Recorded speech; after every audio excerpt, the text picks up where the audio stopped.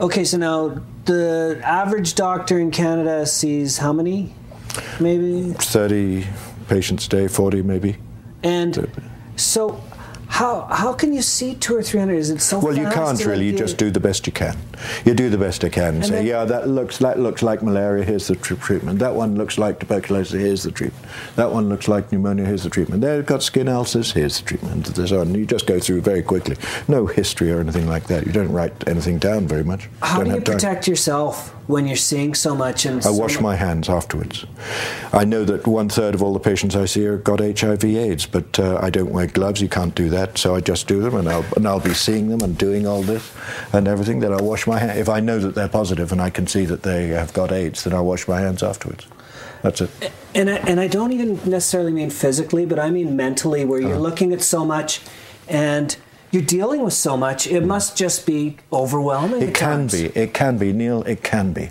And people ask me that question, how do you manage to keep going? And I'm not afraid to ask the common question. Do you want the real answer or a sort of general answer? First give me the soft one, then give me the real answer. Well, no, give me the real answer. The real answer is this. The real answer is what Heather whispered in my ear as I left 4 days ago, left Malawi. And she reached up, put her arms around my neck, whispered in my ear, she said, Nehemiah 8:10. And I said, Nehemiah, that's a very cryptic thing to say to the husband who's leaving you. Nehemiah 8:10. It is usually it's, I love you, yeah, well, that's come back soon? You are the most handsome man in the world, that sort of thing, which is what I was expecting. Yeah. But then when I got to Joburg Airport, I looked it up in the Bible. Nehemiah 8:10, and it says, the joy of the Lord is my strength. I see many people out there who may be doing great humanitarian work who do not have the joy of the Lord. I mean, they just don't, it's not part of their ethos, part of their life. And you're very vulnerable to becoming disillusioned and just unable to carry on because of the enormous need. But I'm not doing it. I'm only doing it because God, it's His responsibility. I believe it's His responsibility. Mm-hmm. Just like when Jesus was on earth, He said, the poor and the sick, they're always going to be with you. And all I do is I do what I have a conviction that God has called me to do. And it's up to Him to take it from there. I just do what I'm called to do. That's all. What we're seeing now is, can I tell you this figure? We are now seeing 8,000 patients a month, which translates into 100,000 patients a year. And is that in both clinics? That's the combined of both clinics. All the patients that we see now is 100,000 a year. Well, you know what? For one rookie doc starting out with a table, that's pretty good. Well, it is. It gives me a certain amount of satisfaction that we have actually accomplished that. And I believe we can go on and do more. We can probably double that figure. And that's with the difficulties of working in Africa. Exactly. With the factor of 9. Now, what's this? That is. It seems to be a brick.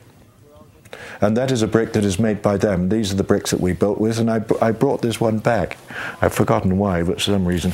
Well, they make these out of mud. They just take mud out of the ground and put all the bricks in. So there's no concrete? No, they will put these in a pile and then make a hole underneath the pile, cover it all in mud, and then fire it, burn it, as they call, for 36 hours, at the end of which it's nice and hard like that. And this is what you build the houses with. And of course you have to use cement in between them. So right. We use cement. To bring them together and stick them together? Yes. So is this what the clinics are made of? Yes, that's right. Oh, okay. The West had the treatment for 25 years before it found its way to Africa, where the real grip of this disease is. Accept people the way they are.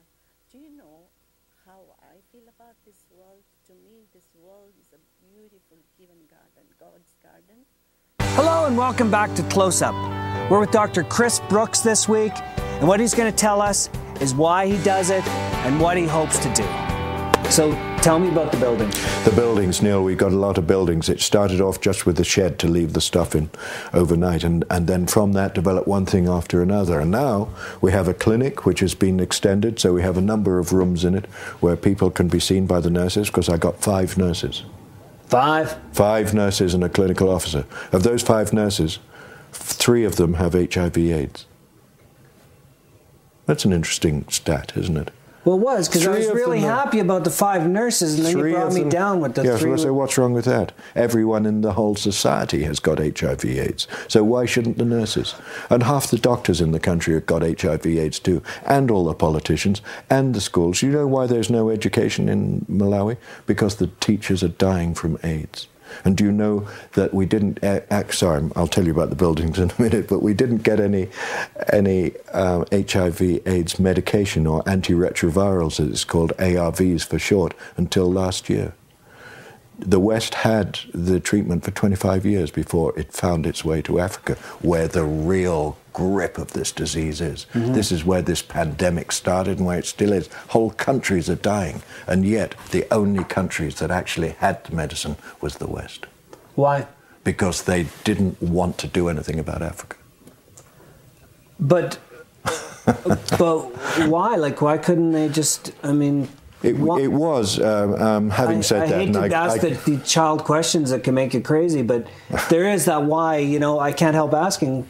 You would have more of an understanding than someone else. Well, it cost a lot. It was very difficult to do.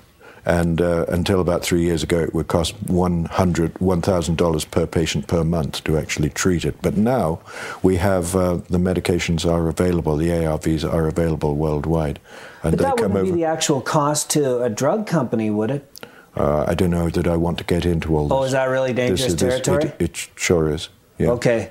Yeah. We won't even go there. No, let's stop that one. Okay. But now, I can say this, that now, through the World Health Organization and the Global Fund and United Nations, we now have the medicines in the ARVs, as it's called, antiretroviral medicines, in Malawi.